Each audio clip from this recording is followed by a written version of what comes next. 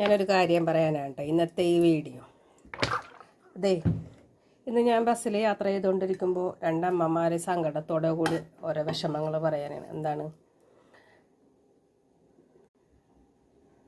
കുഴിമന്തി കഴിച്ച് അതിൽ മയോണീസ് കഴിച്ചിട്ട് ആ കുട്ടിക്ക് ഇൻഫെക്ഷനായി ഒരു മാസം ഹോസ്പിറ്റലിൽ കയറി ഇറങ്ങണം, നല്ലൊരു കൈസയായെന്നൊക്കെ.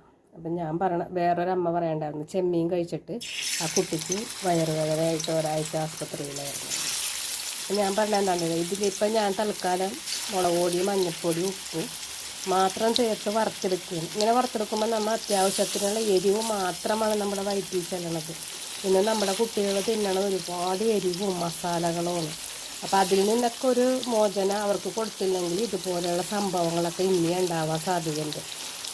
അപ്പോൾ അത് പറയാനായിട്ട് ഇന്ന് ഈ വീഡിയോ ചെയ്തത്. അവരുടെ കരച്ചിൽ, അവർ അത്രയും ദിവസം പണിക്ക് പോയിട്ടില്ല, ഒരുപാട്